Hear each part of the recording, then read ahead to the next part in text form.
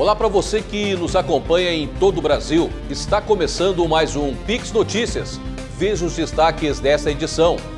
Eleições 2022. Confira como foi a votação dos candidatos de Garopaba e os deputados estaduais e federais mais votados no município. Outubro Rosa. Campanha reforça a importância da prevenção e diagnóstico precoce do câncer de mama. Rede Feminina de Garopaba abraça a campanha. Futuros empreendedores catarinenses a partir de 2023 poderão contar com incubadora desenvolvida por Universidade Estadual. Obras de revitalização do Centro Histórico de Garopaba estão com 50% dos trabalhos concluídos. Melhorias ajudarão na mobilidade de moradores e turistas. Casa de Cultura completa 1 ano e importante espaço cultural de Garopaba organiza um dia com muitas atividades para a comunidade. Tem a previsão do tempo na região e o comentário político do jornalista Tiago Pereira. E ainda, quais os verdadeiros impactos do turismo de observação da baleia franca? Nossa equipe acompanhou de perto um dia de campo do estudo que está sendo feito na região e pode trazer de volta o turismo de observação embarcado. Um jornal com muito conteúdo relevante para você se manter bem informado. Fique com a gente, o Pix Notícias está só começando.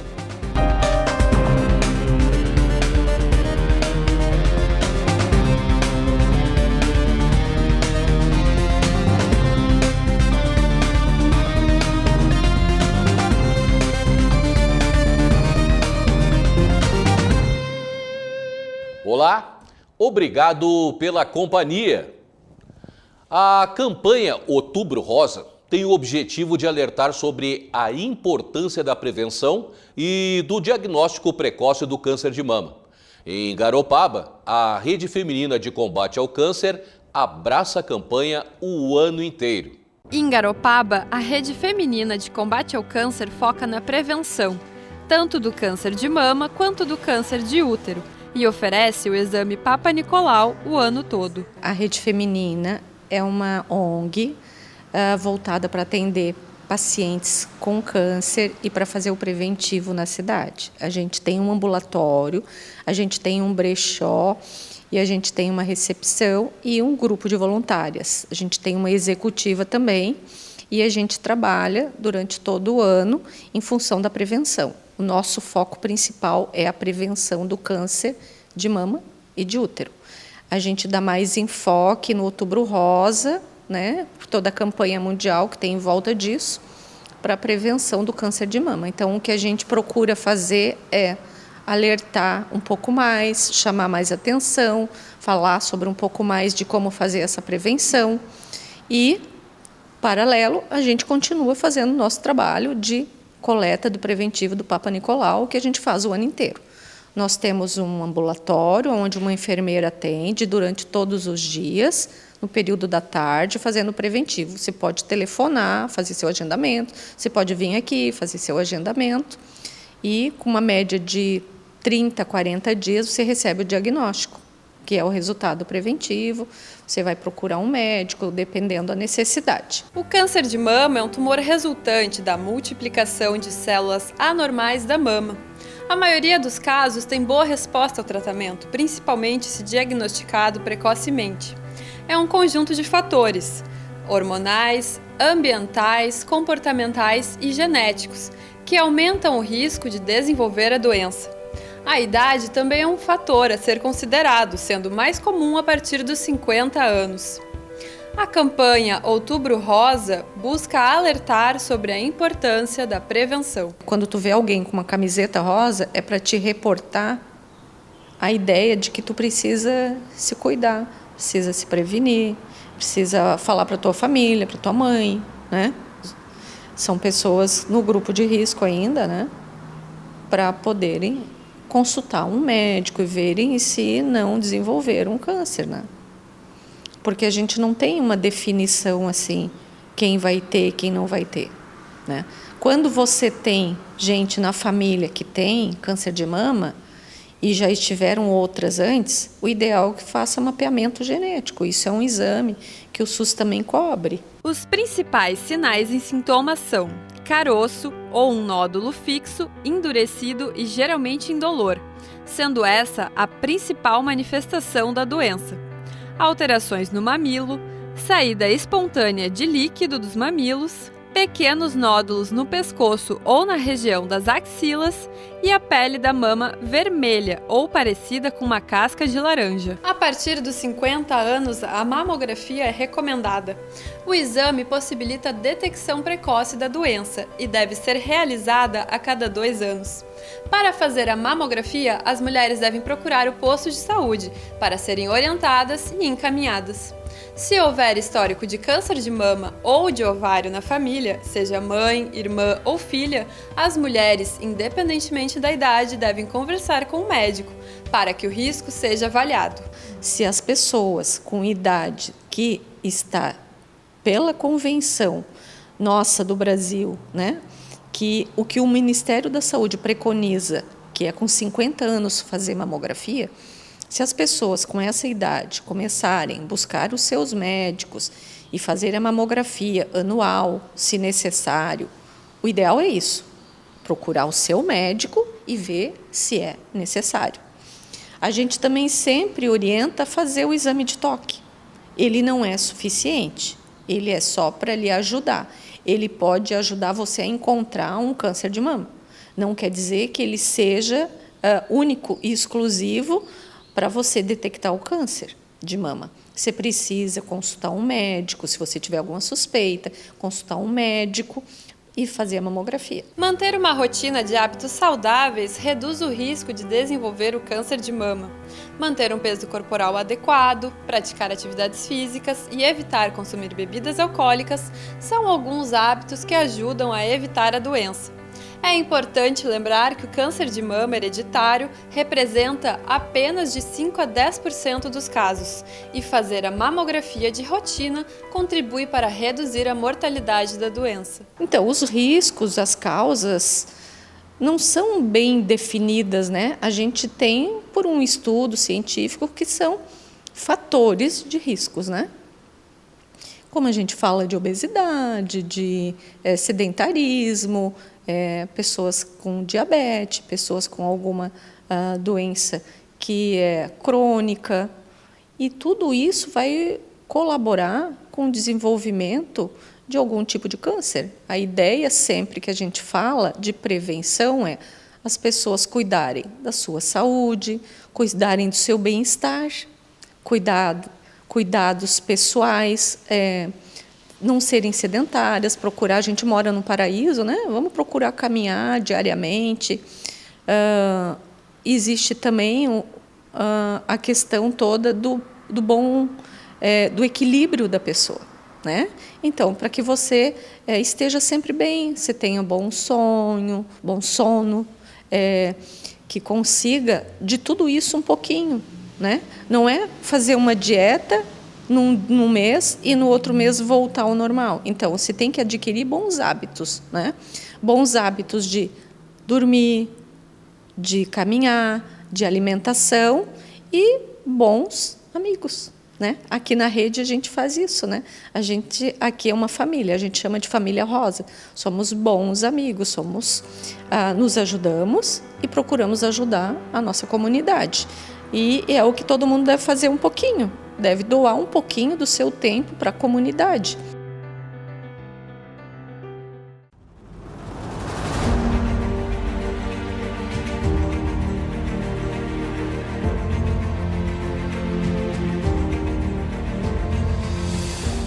E agora vamos falar de eleições. Veja a votação feita pelos 10 deputados federais mais votados em Garopaba. Apenas 3 deles foram eleitos. O candidato ao cargo de deputado federal mais votado em Garopaba foi o ex-vereador Luizinho Campos, do PSB, com 9,15% dos votos. As urnas registraram 1.459 votos no município. O total feito por ele foi 2.334 votos. Luizinho não foi eleito. Mais uma vez, Daniel Freitas, do PL, saiu bem ranqueado em Garopaba. Desta vez foi o segundo mais votado no município, com 1.430 votos. O deputado foi reeleito. A deputada estadual, que dessa vez estava pretendendo ao cargo na Câmara Federal, Ada De Luca, do MDB, foi a terceira mais votada em Garopaba, 710 votos. Em toda Santa Catarina, Ada somou 26.797 votos e ficou como suplente. A petista Carla Aires foi a quarta mais votada em Garopaba, com 654 votos. Carla somou 39.609 votos em Santa Catarina e ficou como suplente. A deputada federal mais votada em Santa Catarina, com 227.632 votos, Carol Detone, do PL, também foi bem votada em Garopaba, 654 vezes, sendo a quinta mais escolhida no município. Já o vice-prefeito de Tubarão, Caio Torkasky, do União Brasil, foi o sexto mais votado no município para o cargo de deputado federal. Com 610 votos, Caio somou 47.758 votos e ficou como suplente. A indígena Queruxu, do PSOL, fez 32.215 votos em Santa Catarina. Destes, 604 foram registrados em Garopaba, sendo a sétima mais votada no município. Queruxu não foi eleita. O oitavo mais votado pelos garopabenses foi Rodrigo Coelho, do Podemos, com 567 votos. Embora tenha somado 57.779 votos, não foi eleito.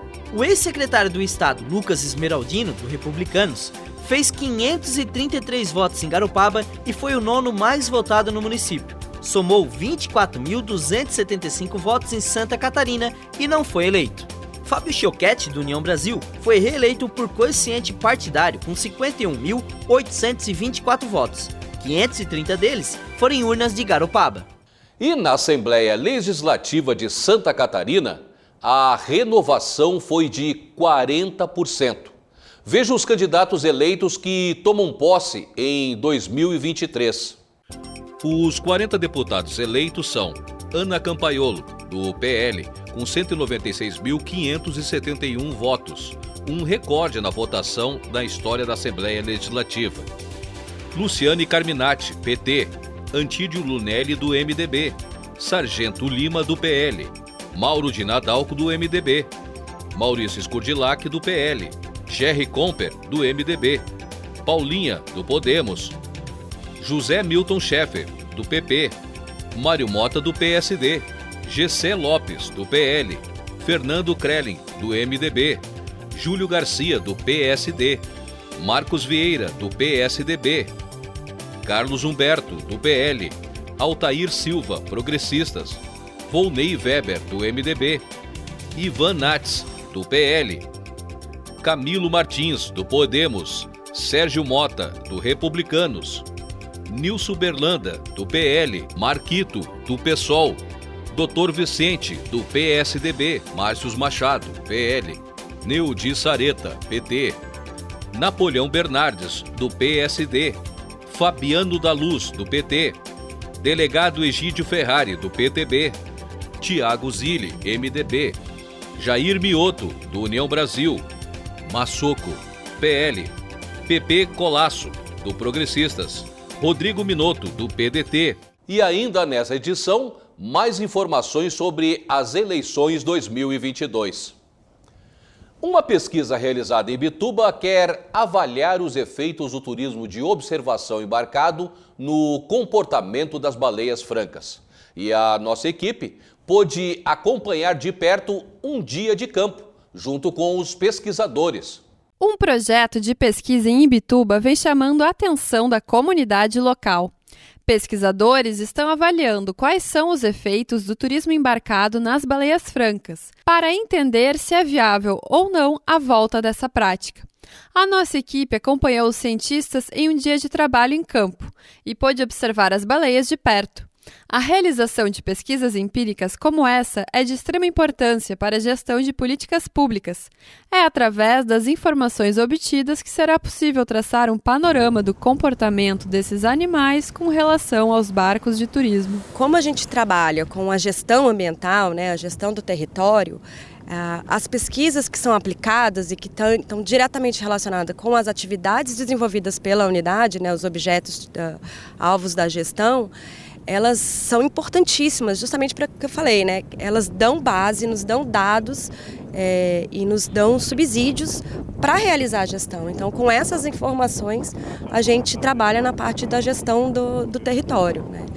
Seja para políticas públicas, seja para ações de fiscalização, seja para questões de licenciamento ambiental, avaliação de impactos. Então, todas essas informações, elas geram um arcabouço de informações para a gente poder utilizar na gestão da unidade. O Instituto Chico Mendes é um dos parceiros da pesquisa realizada na área de proteção ambiental da Baleia Franca. Criada por um decreto federal no ano 2000, a unidade de conservação possui área de 156 mil hectares e 130 quilômetros de costa marítima, abrangendo 9 municípios, do sul de Florianópolis até o balneário Rincão. A região da APA da Baleia Franca é a principal área de reprodução da espécie, ameaçada de extinção no litoral brasileiro. Ele é extremamente importante para a gente, né? Porque a gente tem uma demanda judicial que é justamente essa questão da avaliação dos impactos. Então, essa pesquisa aplicada, né, dessa forma como vem sendo realizada, ela vai gerar bastante subsídios para a gente na gestão da unidade, para as tomadas de decisão, inclusive para ser encaminhado para esse processo judicial. O Instituto Chico Mendes, né, no caso na APA da Baleia Franca, a nossa participação é de apoio à pesquisa, né? A gente está apoiando com logística e com a participação dos voluntários, que são os voluntários da unidade. E então é isso, a gente está auxiliando, né, os pesquisadores à realização da pesquisa. A cada coleta de dados realizada, são 3 equipes trabalhando simultaneamente. Uma composta de 4 pesquisadores, posicionados num ponto fixo em terra. A segunda, composta de 2 pesquisadores, que ficam na embarcação alugada pelo projeto. E a terceira equipe se posiciona na praia para captar imagens com um drone. A equipe fixa em terra coordena o grupo. É porque o equipamento mais importante utilizado no projeto fica instalado nesse local. Aqui é um ponto fixo, que é onde a gente faz a nossa coleta. Então a ideia é a gente tentar entender o comportamento das baleias na presença e na ausência da embarcação. E para isso a gente utiliza alguns equipamentos. Um deles é o teodolito. Então o teodolito é um equipamento topográfico que ele fornece 2 ângulos, vertical e horizontal. Aí no laboratório, com outras informações, a partir de uma equação matemática, basicamente trigonometria, a gente consegue estabelecer o lat long da baleia. Então a gente consegue entender o padrão comportamental de deslocamento dela e a velocidade, enfim. Então a gente consegue entender, ter uma gama de informação. E além do teodolito também, a gente utiliza o binóculo, que é onde a gente consegue também estar olhando e observando, acompanhando o comportamento que ela vem fazendo, que a mãe e o filhote vêm fazendo, que são os estados e os eventos comportamentais que elas fazem durante um período.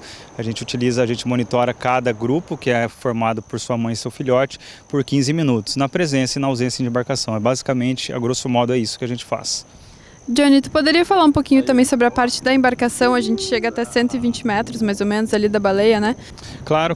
A 120 metros é a distância que a portaria 1112 ela estabelece, que é uma portaria que foi elaborada aqui para a APA da Baleia Franca, para a atividade em si.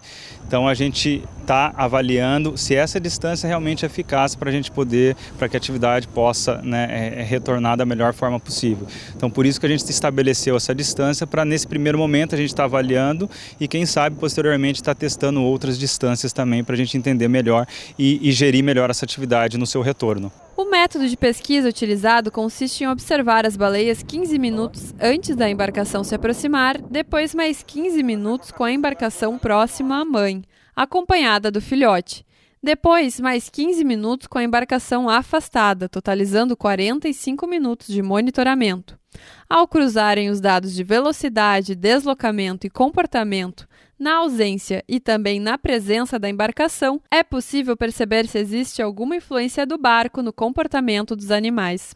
Agora a gente vai finalizar, a gente tem mais um mês, né? A temporada formalmente encerra em novembro, sempre, né, que a gente coloca de julho a novembro a temporada das baleias, mas agora ela já começa a reduzir, a gente está no pico dela, que é setembro, outubro já começa a reduzir, mas a gente vai estar fazendo campo ainda até elas estarem presentes aqui na região. Então, aí a ideia é a gente tem mais um ano de coleta ainda, né? Então ainda a ideia é que a gente realmente sente para começar a analisar esses dados após o final da próxima temporada. Uma série de instituições que fazem parte desse projeto, a FAPESP como a instituição financiadora, tem a APA da Baleia Franca, que é uma parceira do projeto e super importante, sem ela a gente não estaria fazendo esse trabalho. A parceria também com a Prefeitura de Imbituba, que eles estão também ajudando e auxiliando no projeto, na logística do projeto. A UDESC, a Universidade do Estado de Santa Catarina, a Universidade Federal de Juiz de Fora, o Instituto Acoli, também de Minas Gerais, e o Grupo de Estudos de Mamíferos Aquáticos do Rio Grande do Sul. Então, uma série de instituições, né? E obviamente quem está coordenando esse trabalho é o Instituto Caipora. Então, com todo esse aparato de instituições que a gente está conseguindo desenvolver esse trabalho da melhor forma possível. A Universidade de Santa Catarina pretende implantar uma incubadora em 2023. O objetivo é auxiliar futuros empreendedores em novos negócios. A Universidade do Estado de Santa Catarina, a UDESC, vai implantar uma incubadora para empresas com base tecnológica em Florianópolis, no campus localizado no bairro Itacurubi. O projeto é criar um espaço de apoio para as pessoas que pretendem abrir negócios inovadores. A capital catarinense é referência nacional em tecnologia e economia criativa. A proposta faz parte de um estudo desenvolvido em um projeto de mestrado profissional da técnica universitária Elaine Vieira. Vai fazer todo um estudo inicial do negócio, né, que aquela empresa ou aquela pessoa física tenha de proposta. Depois, na parte da incubadora, a gente pensa assim, tem todo uma mentoria, uma assessoria, né, de uma empresa que está ali, é nascente, ela está iniciando suas atividades. Por ser uma universidade estadual, os responsáveis pela implantação da incubadora, prevista para o primeiro semestre de 2023, estão buscando outras referências em âmbito nacional, como a USP e a Unicamp, para a constituição legal do projeto. A gente pensa assim, num ambiente que vai ser oferecido facilidades, tanto na parte de estrutura física, que essas empresas precisam, quanto na parte de mentoria, capacitação, aquele cuidado de assessoria da empresa, né? Então, a pré-incubação é toda a parte inicial, de ajudar realmente a projetar. E a incubação, não, a gente vai fazer essa mentoria, essa continuidade. Então, isso já é comprovado em vários estudos, que as empresas que passam por um processo desse de incubação, elas têm mais chances de ter o sucesso. A UDESC adquiriu um novo prédio, bem em frente de onde está localizado a sede da reitoria e da Escola Superior de Administração e Gerência, a ESAG. Essa construção deve passar por uma reforma, e onde já funcionou a Telesc e, mais recentemente, uma operadora de telefonia, a UDESC vai implantar a incubadora para empresas com base tecnológica e transferir para cá também a direção-geral da universidade. A pesquisa para o mestrado feita pela técnica universitária vai ser o norte usado para a instalação da incubadora. A gente está fazendo todo estudo, que a UDESC ela tem uma característica um pouco diferenciada das outras universidades aqui do estado, porque ela é ligada diretamente ao executivo, né?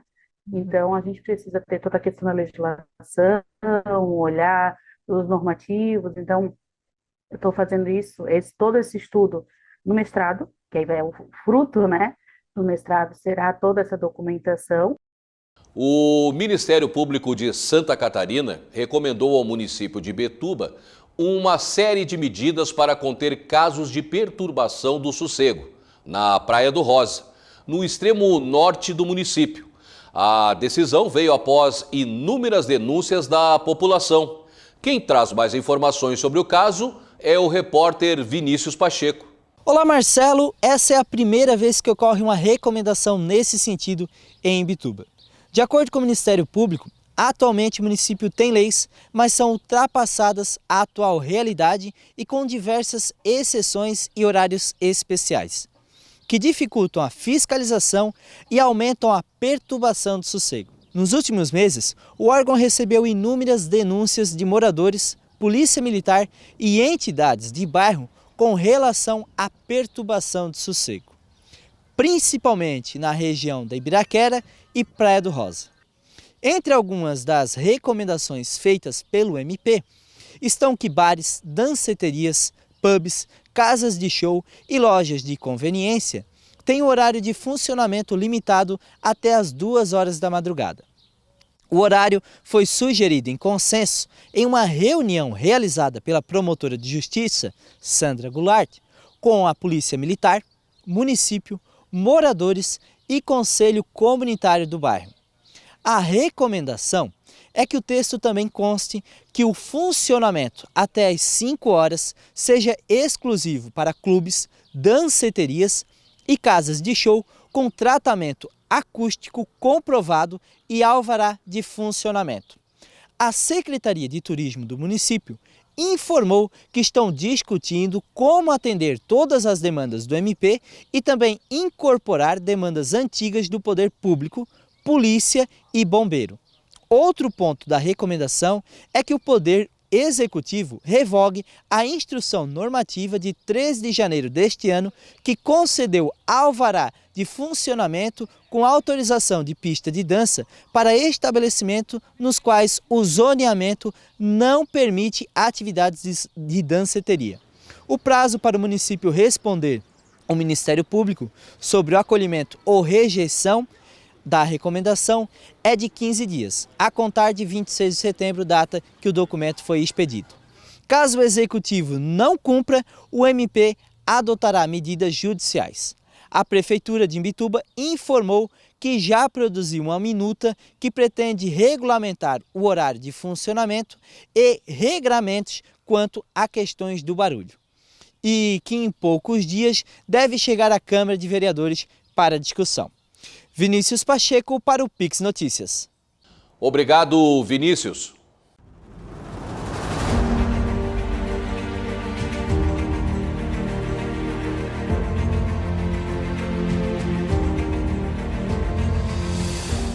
E voltamos a falar sobre as eleições.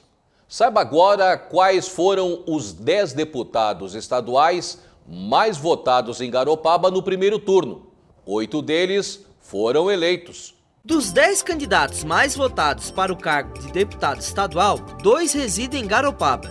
Mas o mais votado foi o advogado e ex-vereador e ex-vice-prefeito de Tubarão, Pepe Colasso, do Progressistas, com 2.295 votos em Garopaba, e foi eleito com 28.809 votos.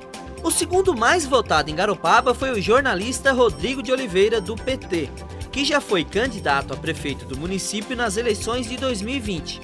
O petista fez em Garopaba 1.338 votos.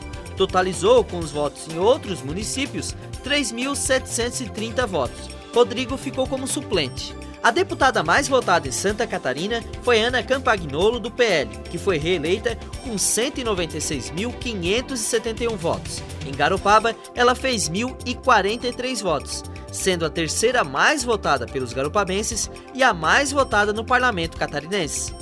Outro deputado reeleito foi Gessé Lopes, do PL. Dos 55.013 votos, 666 votos foram nas urnas de Garopaba. Outra candidata com residência em Garopaba foi Micheline Araújo, que já foi vereadora de 2017 a 2020 no município.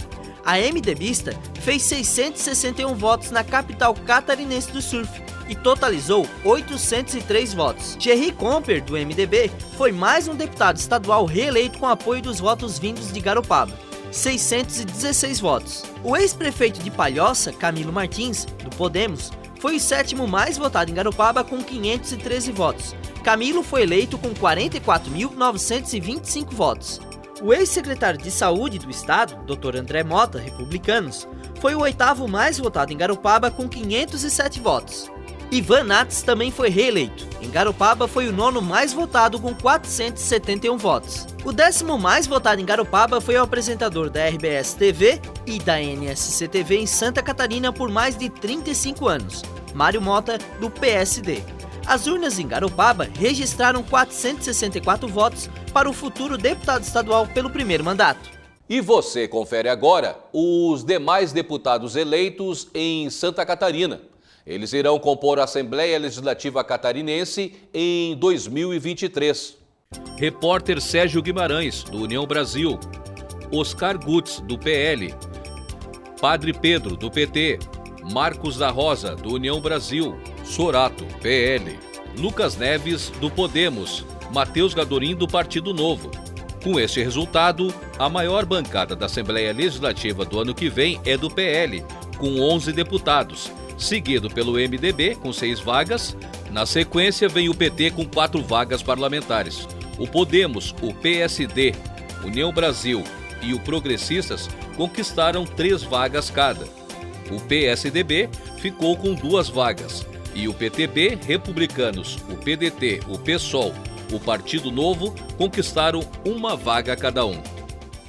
E quem passou nos últimos dias pelo centro de Garopaba percebeu que algumas ruas estão parcialmente interditadas. É que o município está revitalizando a Rua Santa Rita e outras vias estão sendo afetadas com as obras. A Rua Santa Rita, no centro de Garopaba, é uma importante via para a mobilidade do município, pois tem ligação direta com as ruas de saída da Praia Central. A via ainda liga os bairros do centro até o Pinguirito. Diferente da principal, João Erestes de Araújo, a Santa Rita tem os 2 sentidos. É por meio dela que os garopabenses podem acessar serviços públicos, como a policlínica, farmácia e o comércio local. Por muito tempo, a rua apresenta problemas estruturais, com lajotas irregulares devido a trabalhos de instalação da rede coletora de esgoto. O acúmulo de água na via, em dias de chuva, também contribui para a danificação do pavimento. Agora, a rua está passando por uma revitalização. Até o momento, já foi colocada uma nova camada de asfalto desde a rua Antônio Claudino de Souza. Este trecho também recebeu uma nova drenagem e a via já foi sinalizada. No momento, as obras estão próximas da Secretaria de Saúde. No local, as pedras estão sendo retiradas para receber a nova drenagem, que deve acabar com alagamento na região. A obra inicia na rua Antônio Claudino de Souza e termina na rua Rio Grande do Sul. O investimento no local é de mais de R$1.800.000. A obra aqui, né, da Santa Rita e da Antônio Claudino, que é a drenagem e a camada asfáltica, né, por cima do um outro asfalto que já existia, que já estava muito danificado devido à abertura que passou obra de esgoto, obra de Casan e tal.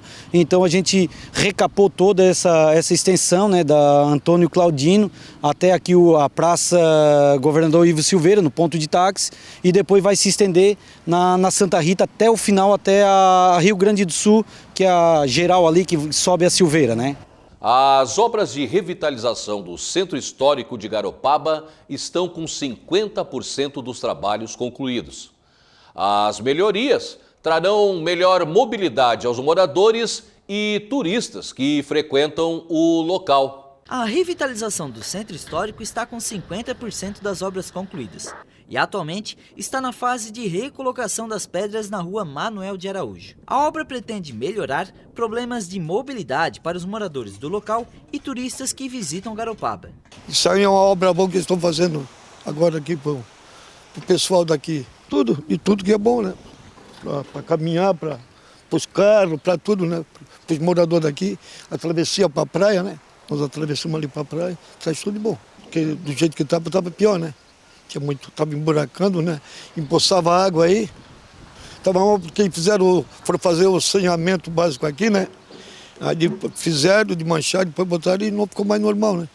Aí começou a fazer com buraco, né? Empoçava muita água quando chovia. Durante os trabalhos, muitas dificuldades foram encontradas devido a problemas não previstos no projeto. Dificuldade porque tem uma competição por espaço muito grande, que é o subsolo. A gente hoje ali tem redes de água, redes de esgoto. Agora a gente está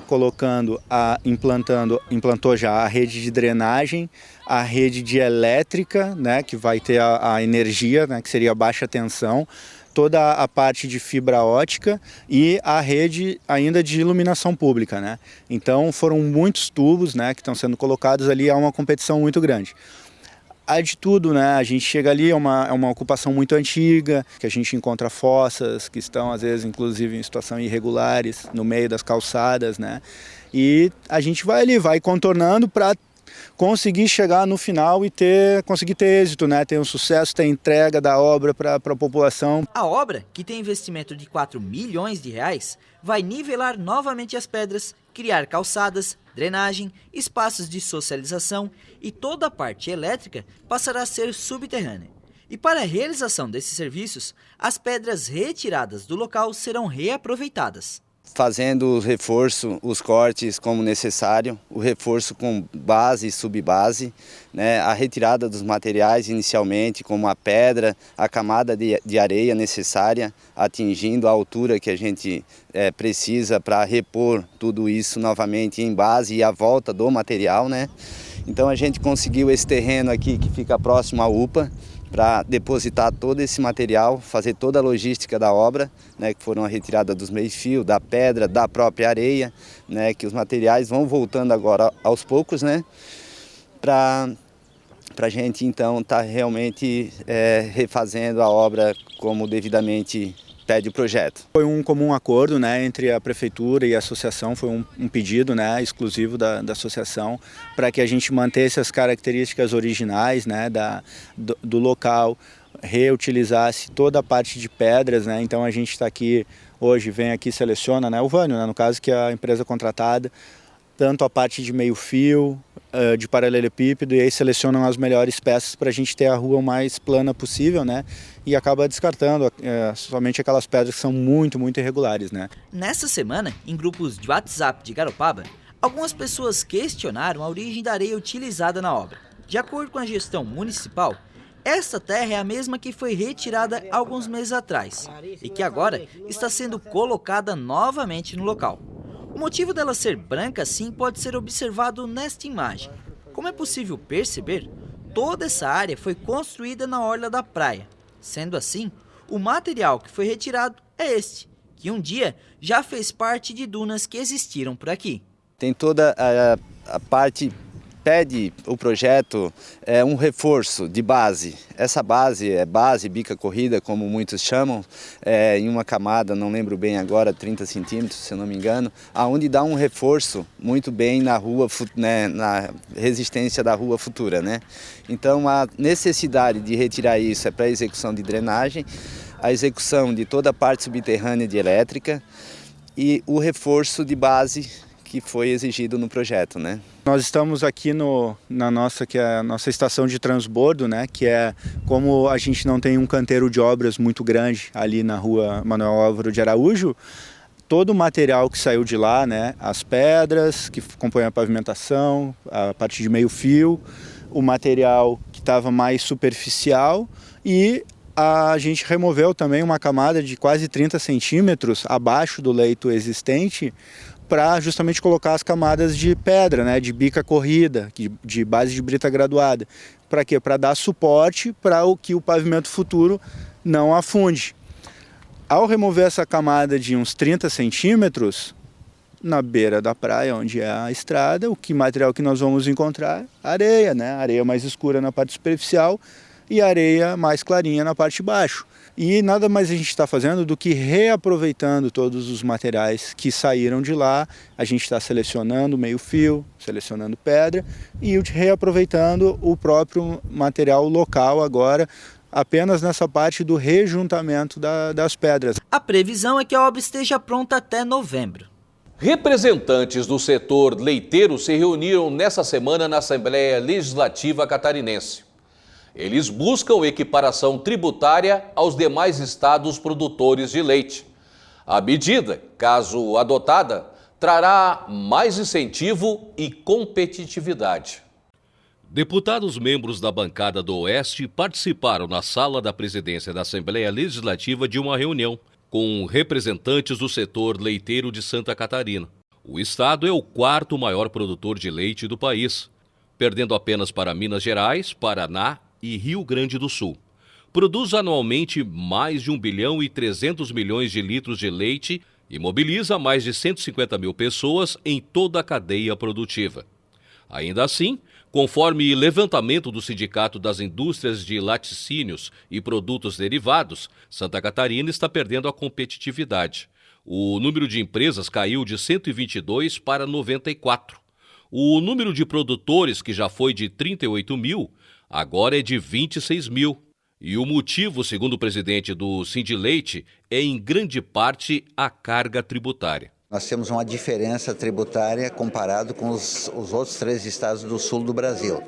E desde lá, Santa Catarina vem tendo uma deficiência, vem tendo uma dificuldade, principalmente para o produtor e para as indústrias, para a gente competir com esses estados que têm essa diferença conosco e que tem essa vantagem e pode oferecer mais para os seus produtores e pode oferecer mais para as suas indústrias. Segundo os produtores e industriais do setor leiteiro que participaram da reunião, eles não querem benefícios, mas apenas a equiparação com os impostos cobrados nos demais estados. Nós temos hoje o estudo com 3 estados, os 3 estados do sul que são mais próximos de nós aqui, nós estamos no meio, mas tem também diferença com outros estados produtores que são mais produtores do que Santa Catarina e que também tem algumas diferenças. Mas o que a gente quer? Estando equiparado com esses 3 estados aqui, já está muito bom para nós. Eu acho que aí depois tem que, não sei se é reforma tributária em todo o país, se isso vai adiantar ou vai acontecer, a gente sabe que é difícil, mas neste momento eu acho que Santa Catarina, os deputados, o governador de Santa Catarina, o governo do estado de Santa Catarina tem que olhar com muito carinho para essa cadeia que produz muito, que é muito significativa e que vem passando por momentos difíceis. Maria Rosinete, que é produtora de leite da cidade de Braço do Norte, também participou da reunião.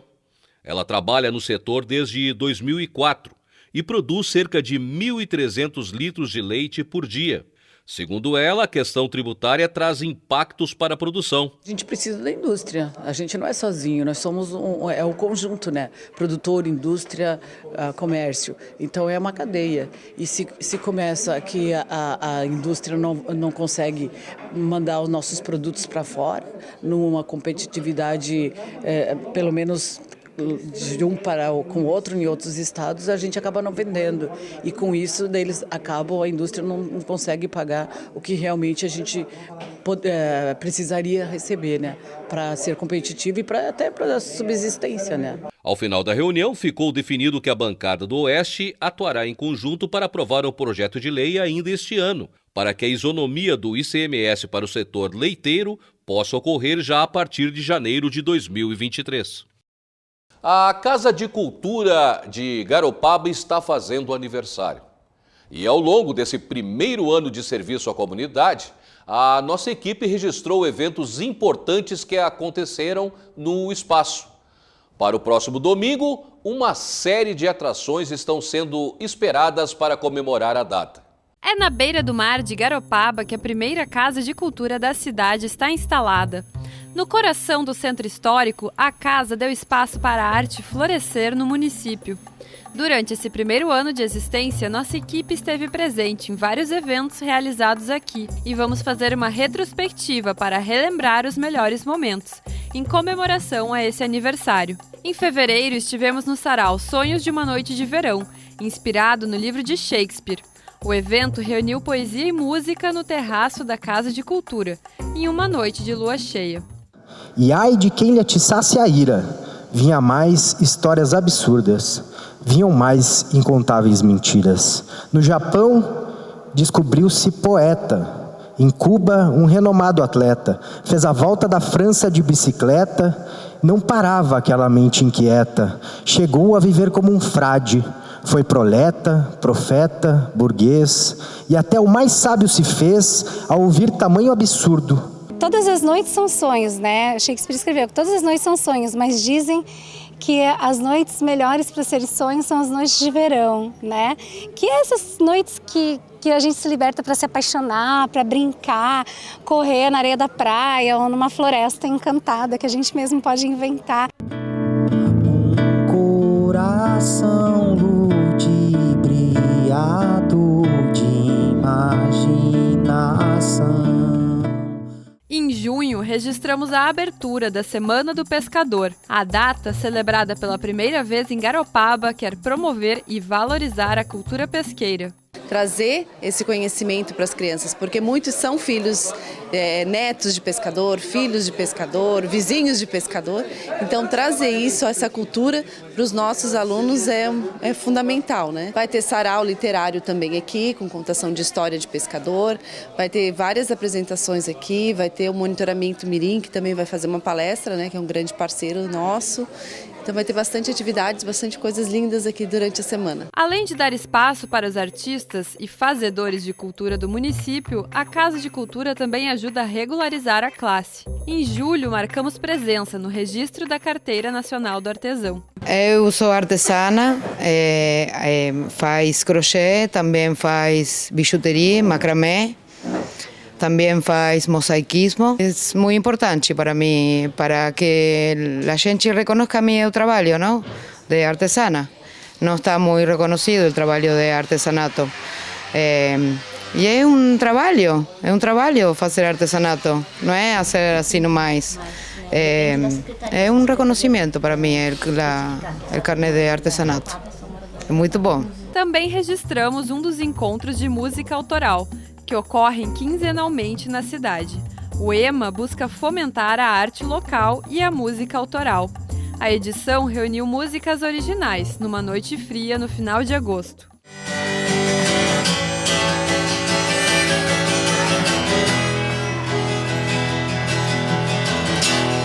Solidão.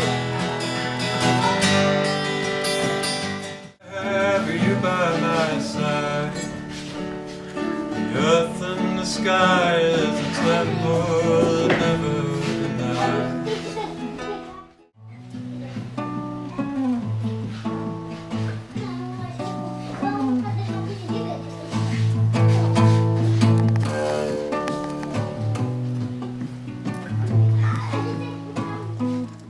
A diretora de cultura faz um balanço desse primeiro ano de existência da casa. O saldo foi positivo, bastante coisa realizada, sarau, mostra de artistas aqui de Garopaba, muitas visitas de escola, né? Aqui também na biblioteca pública, com contação de história, o EMA, que também vem acontecendo aqui de vez em quando, né? Que é o Encontro de Músicos Autorais, e diversas reuniões, palestras, né? Muitas coisas importantes para o município e para a cultura em si. Todos estão convidados a participar da festa de aniversário, que vai acontecer no domingo. Domingo, das 2 às 7 da noite, aqui na Rua da Casa de Cultura, na casa, na rua, a gente vai estar realizando uma festa incrível, com diversos artistas locais, né? Então nós teremos a Bandeira do Divino, contação de história, várias declamações de poesias, maracatu, capoeira. O que mais que a gente vai ter? A partir de que horas vai ser? Das 14 horas até as 19, tá? Então a gente espera vocês, vai estar um dia lindo, além das atividades internas que vai acontecer durante todo o dia. Então vai ter a mostra do documentário que foi feito Gente da Terra, ele vai estar acontecendo aqui dentro, vai estar sendo passado. Vai ter a feira de artesão, que também os artesãos vão estar participando. E claro, é aniversário, vai ter bolo.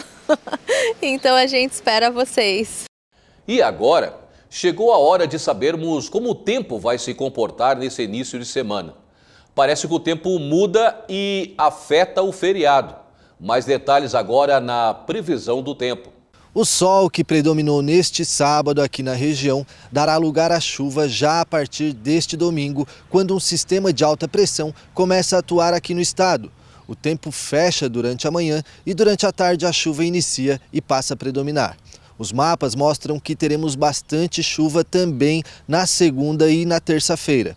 O feriado do dia 12 de outubro pode ser prejudicado por essa massa de chuva que vai deixar o tempo mais frio, até por conta do sumiço do sol. As estações meteorológicas indicam que essa chuvarada perde força na quarta-feira e dá uma amenizada na quinta, mas a tendência é essa mesmo. Teremos a semana toda com muita nebulosidade. No período, as temperaturas variam entre 17 e 21 graus. Por enquanto são estas as informações do tempo. Na próxima semana eu volto com mais atualizações aqui no Pix Notícias.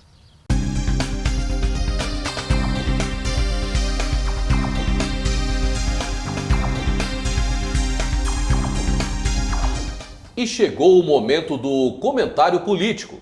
o resultado das eleições de 2 de outubro trouxe a confirmação de tudo aquilo que falávamos sobre as pesquisas eleitorais.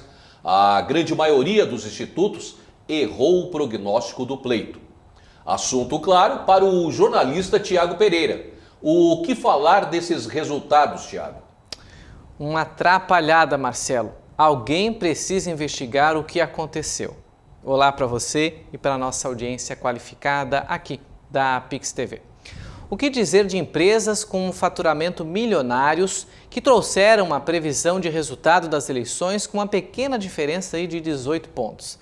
No mínimo, uma descredibilidade. Um resultado como esse, em qualquer empresa séria desse país, geraria no mínimo a demissão dos gestores, como até mesmo o pedido de falência. Só que o que percebemos, essas mesmas empresas que são chamadas de institutos já estão nas ruas colhendo novos estudos, se é que assim é o que eu devo chamar. Ora, como que uma ferramenta tão importante das eleições, como várias de todo o processo, erra de uma forma tão vergonhosa e o órgão responsável por fiscalizar o pleito sequer questiona?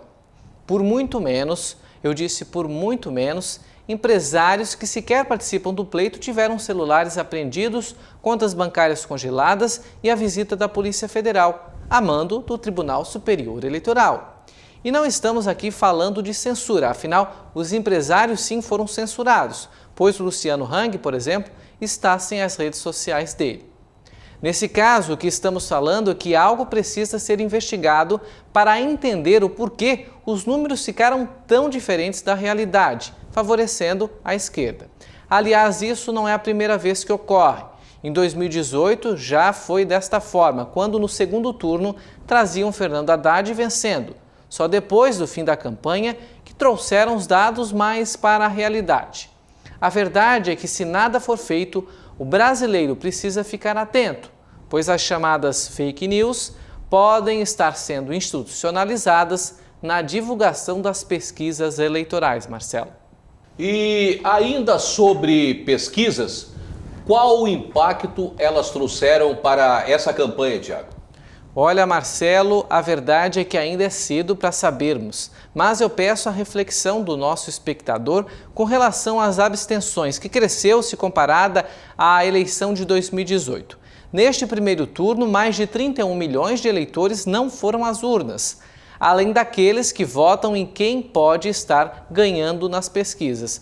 As mesmas podem estar afastando o eleitor de exercer o direito do voto, já que muitos podem entender que o processo eleitoral está resolvido, que já tem um candidato definido e muitas vezes acabam deixando para os outros decidirem o futuro do país, o que é uma pena. Perde o eleitor, perde o brasileiro e perde a democracia. E agora, passado o primeiro turno, tem início uma nova campanha. E o Lula e Jair Bolsonaro buscam o máximo de apoio possível. O que esperar nos próximos dias da campanha, Tiago? Esperar que os apoios cheguem a cada uma das campanhas e muitos apoios já declarados, como o PSDB a favor de Lula, MDB e PDT a favor do ex-presidente, ex-presidiário e ex-condenado, não é surpresa. Esses sempre estiveram juntos em outras oportunidades e até figuraram rivalidade, quando Lula e Fernando Henrique estavam em lados opostos. Isso ficou claro na história política do país. Bolsonaro, que busca a reeleição, tem eleito 187 deputados federais ao seu lado, 99 só do Partido Liberal, centenas de deputados nos estados eleitos e 8 senadores. Ele busca apoio dessa turma toda, além dos governadores que o apoiaram e também apoio de outros partidos. Um dos exemplos é o Romeu Zema, do Novo, que foi reeleito governador de Minas Gerais no primeiro turno. Agora, acredita-se que os deputados e senadores já eleitos terão mais tempo a dedicar apoio a Bolsonaro e buscar superar os 6 milhões de votos que ele precisa para vencer a eleição, se compararmos com o primeiro turno. Os candidatos, o Bolsonaro e o Lula, buscam ainda apoio da propaganda eleitoral no rádio e na TV que voltou nesta sexta-feira. Mas tem aí o principal apoio que ambos devem buscar dos eleitores, que não foram votar. Juntos, como eu falei anteriormente, eles somam mais de 31 milhões de eleitores e decidem o futuro presidente do país. Enfim, uma nova campanha, um novo momento para falar com o eleitor. Marcelo, por hoje é só, eu volto na próxima semana. Obrigado, Tiago. E o Pix Notícias de hoje fica por aqui. Você pode rever essa edição no nosso site. Acesse agora pixtv.com.br. Acompanhe a nossa programação ao vivo e fique por dentro das principais informações da região e do país. Obrigado pela companhia e até a nossa próxima edição.